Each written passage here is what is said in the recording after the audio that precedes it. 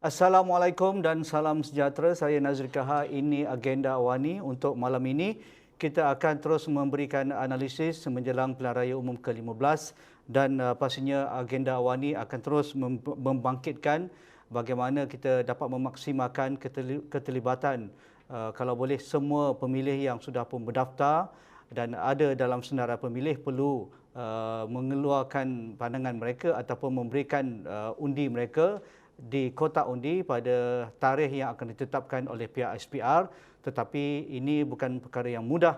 Banyak perkara yang perlu kita lihat secara lebih jelas berkaitan dengan pengurusan pilihan raya dan pastinya sebelum pihak SPR bermesyuarat pada 20 hari bulan, eloklah kita angkat suara-suara majoriti dan juga penganalisis politik supaya bagaimana kita dapat membantu SPR memudahkan majoriti rakyat yang sudah pun ada dalam daftar pemilih boleh menunaikan tanggungjawab mereka sebagai peranan yang diberikan mengikut perlembagaan negara kita Malaysia Saban 5 tahun. Jadi untuk melihat perkara ini, Saudara Mujibu Abdul Muiz, Pensyarah Kanan UiTM dan juga Fellow Kerusi Institusi Raja-Raja Melayu sudah pun bersedia. Mujibu, kalau kita ingin melihat peratusan mengundi tinggi, kalau kita boleh catat rekod lebih baru ataupun baru berbanding pilihan raya umum ke-14 sekitar 83% ataupun lebih 82%, mengapa tidak dengan adanya undi 18, pendaftaran automatik dan juga ruang beberapa hal mengangkat demokrasi negara kita sudah pun diberikan kekuatan seperti Akta Anti Lompat Parti, begitu juga pendanaan politik walaupun tak sempat dibentangkan dalam sesi parlimen, tetapi itulah political will yang sudah pun ditunjukkan oleh pihak kerajaan. Jadi dari pandangan Mujibu, beberapa hari ini banyak sekali pihak mengangkat suara berkaitan dengan perlu ada penambahbaikan berkaitan dengan pendaftaran undi pos. Begitu juga kalau boleh diluaskan lagi untuk pengundian awal bukan hanya tertakluk kepada golongan ataupun kelompok-kelompok yang sudah pun diberikan oleh pihak SPR. Begitu juga memberikan ruang seluas mungkin kepada pihak mahasiswa kerana inilah masanya, kerana lebih hampir 5.8 juta kalau kita boleh angkat suara mereka dan mereka merupakan satu kelompok yang agak signifikan, perlu diberi peluang dengan peraturan baru undi 18 dan pendaftaran automatik. Mengapa tidak mereka baru saja mendaftar di universiti masing-masing, di college community, di politeknik, di tingkatan 6, mengapa tidak kali ini mereka diberikan ruang untuk sama-sama berpartisipasi dalam demokrasi. Pandangan awal Mujibu. Baik, selamat malam Ji. Terima kasih ya atas undangan pada malam ini. Ya, saya bersetuju di sebalik political will dan perubahan-perubahan signifikan, baik yang menyentuh tentang perubahan institusi maupun perubahan struktural dan prosedural yang kita capai ataupun yang sedang kita usahakan. Ini barangkali satu perkara yang sudah acap kali dibincangkan, memandangkan kita telah menyaksikan bagaimana kita melakukan pilihan raya dalam suasana pandemik COVID-19 tengah melanda dan keperluan kepada pembaharuan undi-undi yang bersifat konvensional, mengundi secara konvensional itu je ya, perlu diubah dan juga perlu lebih sedikit fleksibel dan anjal, memandangkan kita bukan saja berhadapan dengan situasi luar jangka tetapi juga barangkali dalam keadaan tertentu kita harus memikirkan aspek ini dalam konteks demokrasi dan pendemokrasian, kerana kita dalam konteks perbincangan kita malam ini melihat bahawa sudah tiba masa untuk kita memikirkan kaedah-kaedah baharu, bukan saja bagi memastikan peratusan keluar mengundi itu tinggi, memandangkan kita telah membuka pentas demokrasi ini seluas-luasnya kepada 5.8 juta pengundi baharu dan pengundi muda itu untuk mengundi, tapi juga kita harus memikirkan kaedah yang membolehkan mereka ini merasakan mudah untuk menunaikan tanggungjawab sivik itu masing-masing. Jadi bila kita bercakap hal-hal ini dalam konteks PRU 15 yang mungkin akan berlangsung ketika musim tengkujuh, dan kita juga barangkali bercakap tentang pilihan raya umum yang akan berlaku ketika hujung tahun dengan cuti sekolahnya, dengan musim peperiksaannya, maka kita barangkali melihat keperluan ini kepada bukan saja pengundi-pengundi tradisi ataupun pengundi-pengundi yang sudah lama mengundi, tapi mereka yang baru. Kerana aspek ini saya rasa akan menjadi titik penting untuk semua pihak yang bertanggungjawab melihat bagaimana keampuhan sistem pilihan raya kita, dan juga sudah tentulah kita melihat bagaimana kita menyediakan ruang dan peluang untuk membesarkan suara itu disahut dengan baik oleh pengundi yang 5.8 juta ini, Haji. Sebab kalau kita ambil pengalaman kita, Haji, kita pernah bersama di pilihan raya Sabah, di Melaka dan di Johor, kita boleh lihat bagaimana angka penurunan mengundi itu menurun secara drastik, lebih signifikan apabila kita berbicara tentang hal ini dalam konteks PRN Johor, kerana di Johor itu kita menyaksikan pertambahan pengundi yang sangat signifikan daripada undi 18 dan automatic voters registration itu jelas menyumbang kepada peratusan yang mengundi itu turun dengan sangat mendadak. Ketika kita membesarkan saiz pengundi itu, nampaknya ia tidak berlaku. Mungkin alasan pada ketika itu adalah COVID-19. Tapi setakat ini, apa juga alasan yang diberikan pada ketika itu dan juga ketika PRN di Sabah dan di Melaka, kita masih tidak nampak ada satu langkah tuntas untuk mengambil ruang dan hikmah daripada kejadian itu untuk menambah baik proses pengundian kita. Jadi kalau kita mahu untuk menyaksikan peratusan mengundi itu sekurang-kurangnya, kalau tidak mencapai angka 83% pada PRU ke-14 nan lalu, mungkin kita sekurang-kurangnya mencapai sasaran umum yang sering diletakkan SPR 70%. Maka saya berpandangan dan saya bersetuju dengan apa yang Haji katakan sebentar tadi, kita harus melihat bagaimana kita membesarkan mekanisme mengundi ini dan juga harus memikirkan apa juga kaedah dan juga cara yang boleh di dalam ruang lingkup kuasa SPR itu untuk memudahkan mengundi. Sebagaimana yang kita bincang sebelumnya, apa salahnya kita mempertimbangkan undi secara elektronik, membesarkan kaedah undi pos itu, dan juga tidak hanya menjadikan sekolah ataupun premis-premis umum yang spesifik macam dewan dan sebagainya itu, tetapi kerana sekarang ini anak-anak kita yang berada di universiti sudah masuk ke kampus mulakan pengajian, mungkin boleh menggunakan kampus itu sebagai pusat mengundi untuk memudahkan proses pengundian dan juga memastikan agar pilihan raya umum ke-15 ini benar-benar mencapai matlamatnya,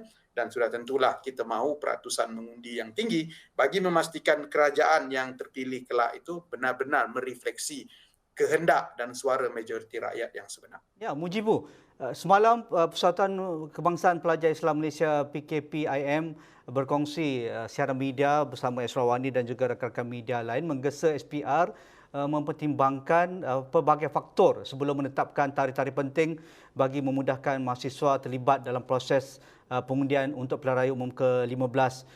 PKPIM mencadangkan agar SPR menetapkan hari mengundi pada hari Sabtu atau Ahad bagi memberi ruang kepada mahasiswa, pengundi muda dan seluruh rakyat Malaysia untuk pulang ke lokaliti masing-masing bagi membuang undi. Begitu juga kalau boleh diberikan ruang IPT dan juga institusi pengajian tinggi dijadikan sebagai pusat pengundian. Kalau boleh dijadikan pusat pengundian awal lebih baik, kerana tidaklah boleh mahasiswa itu pulang kerana kekangan kos, masa dan sebagainya. Sebagai pensyarah dan juga warga IPT awam, apa senario yang kita boleh kongsikan, Mujibu? Di mana kedudukan mahasiswa kita sekarang apabila mereka sudah pun berada di kampus, dan kalau ada pilihan raya akan berlaku pada awal November ataupun pertengahan November, apa yang sedang mereka lakukan dan mengapa apa yang dikatakan oleh PKPIM ini perlu diberi perhatian oleh badan-badan tertentu seperti SPR? Ya, saya rasa ini satu cadangan yang baik dan barangkali perlu dipertimbangkan oleh SPR. Dan sudah tentulah, Haji, ya, apabila SPR dikabarkan akan bermesyuarat pada 20 hari bulan ini bagi menentukan tarikh-tarikh penting yang membolehkan pilihan raya itu berjalan dengan lancar. Jadi saya rasa dalam tempoh lebih kurang seminggu yang SPR ada ini satu kaedah yang boleh dipertimbangkan. Memandangkan seluruh IPTA dan juga barangkali IPTS yang sekarang ini telah pun menerima pelajar masing-masing, dan kalaulah diberi ruang dan peluang kepada universiti masing-masing untuk membantu SPR memudah carakan pengundian, kerana anak-anak kita yang berada di universiti ini sudah layak mengundi dan mereka juga tidak perlu bimbang kerana sudah secara automatik terdaftar, maka ruang itu sudah ada, premis itu sudah tersedia, tidak perlu mengangkut mereka pulang ke lokaliti masing-masing. Universiti juga tidak perlu berbelanja besar untuk menyediakan logistik dan perlu untuk memberi cuti khas kepada mereka untuk balik mengundi. Saya rasa ini satu cadangan yang baik. Kerana seluruh kampus saya rasa ada mekanismenya tersendiri. Pelajar juga barangkali boleh didedahkan bukan saja tentang pilihan raya secara umum tetapi juga menuju kepada pilihan raya kampus, di mana bukan saja ini barangkali boleh menjadi medan bagi mereka untuk membiasakan diri dan juga mempelajari tata cara tentang pilihan raya itu sendiri. Yang penting adalah bagaimana untuk kita menanam kesedaran sivik dan juga hak-hak mereka sebagai warga negara dalam konteks berpolitik itu sendiri. Itu yang penting, kerana memilih ini bukan sekadar memangkah di kotak undi, tetapi juga adalah persoalan-persoalan tentang kebebasan bersuara, ya, kebebasan berpartisipasi, ruang dan peluang untuk berbahas dan sebagainya. Ini juga perlu disuburkan dalam konteks ini. Tambahan pula, universiti kalau kita perhatikan berada di kawasan-kawasan yang strategik dan mempunyai demografi pengundi yang ramai, ya. Kalau di UiTM sendiri, di universiti yang saya sedang berkhidmat sekarang ini, mempunyai seluruh cawangan hampir di setiap negeri, ya, dan juga barangkali ada kampus-kampus tertentu yang berada di daerah-daerah yang strategik. Ini barangkali boleh menjimatkan kos bukan saja kepada SPR dan juga masyarakat setempat itu sendiri. Ini saya rasa yang perlu dan kalaulah barangkali kita berbincang luar daripada konteks universiti, saya rasa juga SPR perlu memikirkan bagaimana untuk membesarkan kaedah mengundi di luar daripada cara yang konvensional itu. Sebagai contoh, kita harus memikirkan juga barangkali ada anak-anak kita di universiti yang datang di luar wilayah yang jauh, Sabah, Sarawak, dari Kelantan, dari Johor, ya, yang berada barangkali di kampus-kampus ataupun di universiti yang jauh daripada dia, dan juga rakan-rakan kita yang bekerja di Sabah, di Sarawak dan juga di Semenanjung, itu barangkali boleh difikirkan.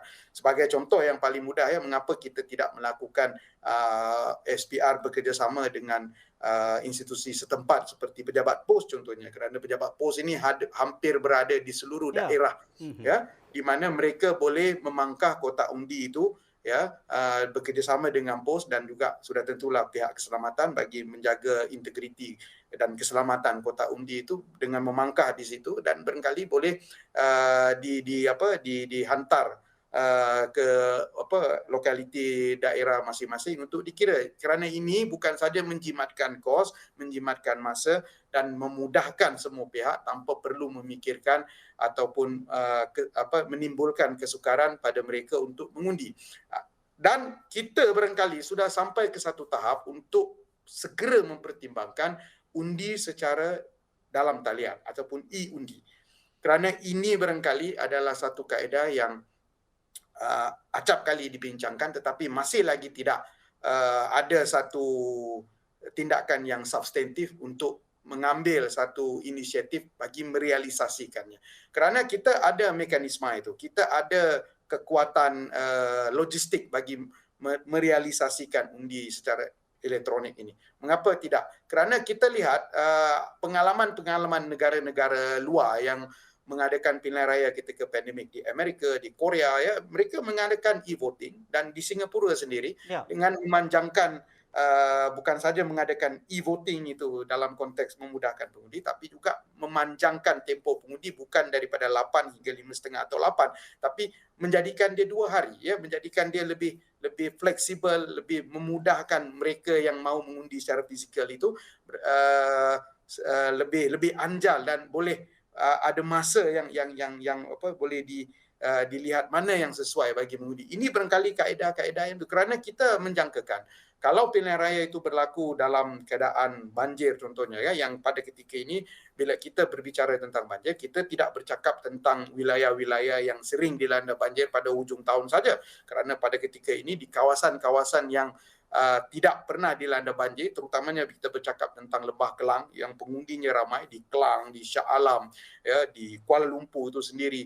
Ini juga barangkali akan terjejas dengan banjir kalau ianya berlaku seperti mana tahun 2021, dan sudah tentulah mereka-mereka yang berada di sini ini barangkali akan juga terpaksa mengundi di kawasan-kawasan tertentu, mahu balik, dan sudah tentulah kalau ini berlaku, motivasi untuk keluar mengundi itu barangkali akan drop, dan kalau drop kita sudah tentu akan menyaksikan penurunan keluar mengundi secara signifikan itu barangkali lebih parah daripada sebelumnya, kerana banjir ini dia akan mematikan semua. Orang lebih memikirkan keselamatan, ya, orang memikirkan tentang nyawa, harta, dan sebagainya. Ini barangkali akan hilang teruslah. Kita kata dalam minda mereka ni kemahuan dan nafsu untuk mengundi itu, dan ketika ini tidak ada perkara lain yang boleh dibincangkan melainkan hal-hal yang berkaitan dengan keselamatan dan juga kepentingan diri masing-masing.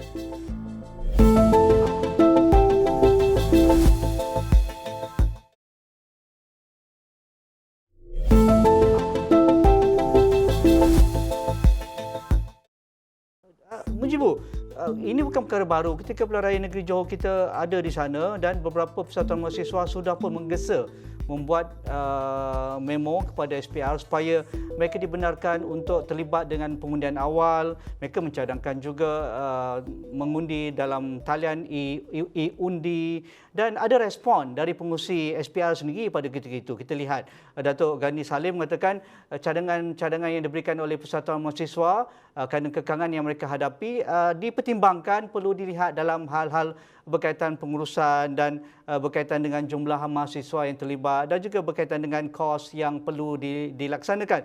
Jadi maksudnya sudah ada respon yang positif ketika Pilihan Raya Negeri Johor, dan kita tahu angka undi 18 pendaftaran automatik yang melunaskan tanggungjawab mereka di Johor amat rendah. Dan patutnya SPR dalam beberapa bulan selepas Pilihan Raya Negeri Johor, mereka sudah pun bersedia dengan respon yang lebih baik apabila bersedia untuk menguruskan Pilihan Raya Umum ke-15. Pandangan Mujibu tentang hal ini? Ya, saya rasa bukan sekadar respon secara ad hoc daripada NGO dan juga pertubuhan-pertubuhan dan kumpulan pendesak je, tetapi kita juga barangkali sudah ada satu perbincangan panjang apabila SPR melakukan kerjasama strategik dengan Electoral Reform Committee. Ya, di situ ada semua pakar-pakar dan juga bekas-bekas pemimpin kanan SPR sendiri yang telah mencadangkan perkara-perkara tersebut untuk dilakukan oleh SPR. Walaupun di peringkat awal kita melihat ada respon di peringkat SPR tentang hal ini, tetapi kita masih lagi tidak melihat ada langkah-langkah positif bagi merealisasikannya. Dan kalau kita mahu mendesak SPR untuk melakukan ini, barangkali kita harus juga faham bahawa kekangan-kekangan SPR, terutamanya dalam konteks perundangan itu, yang mungkin akan sedikit mengambil masa disebabkan kita harus melakukan itu mengikut tata cara dan prosedur yang dibenarkan. Tetapi saya rasa loophole ada dalam perkara ini, dan kepentingan tentang melakukan satu tindakan tuntas bagi memikirkan kaedah pengundian yang lebih sistematik dan juga yang memudahkan berbanding dengan cara konvensional sedia ada ini, saya rasa sudah berlaku sejak lama, dan tuntutan ini semua orang sedar.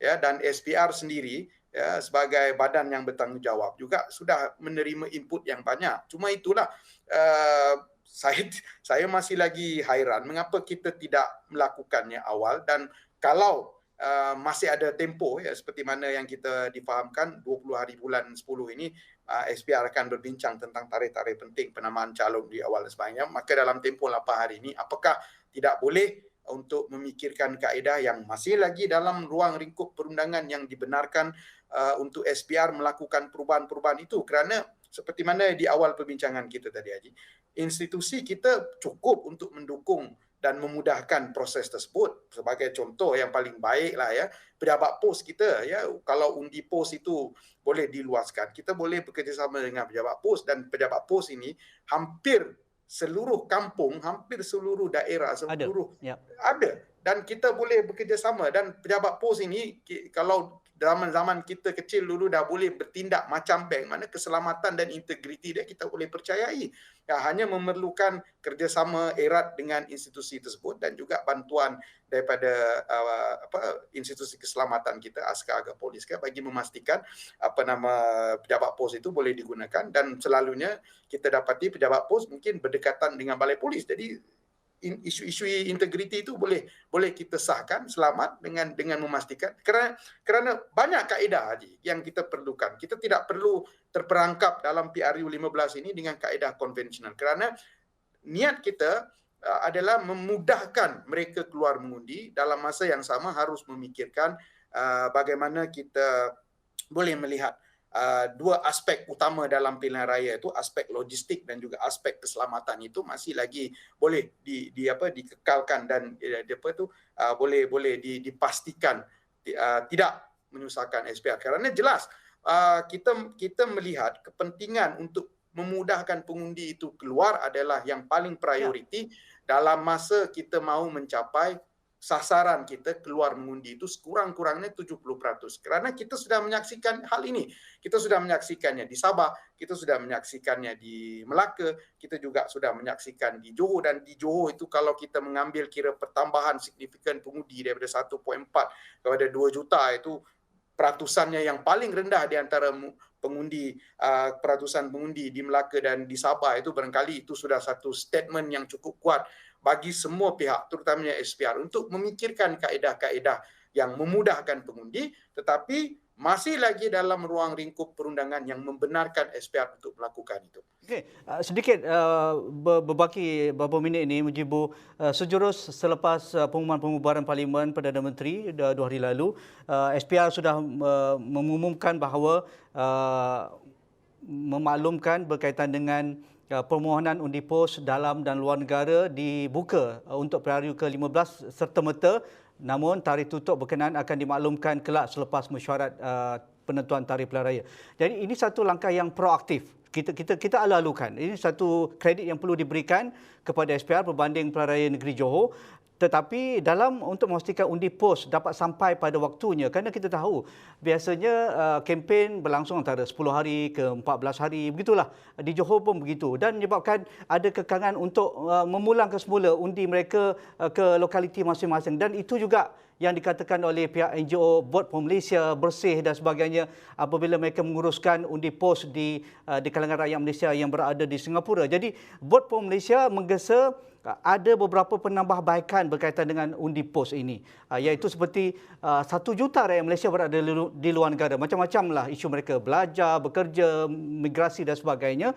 Mengapa tidak Suruhanjaya tinggi negara kita yang berada di negara itu jadikan pusat pengundian, dijadikan pusat kurier, dijadikan pusat setempat untuk datang mengundi dan sebagainya. Begitu juga konsul-konsul Malaysia yang berada di luar negara. Jadi adakah ini juga perlu dipertimbangkan oleh SPR dalam mesyuarat mereka 20 hari bulan?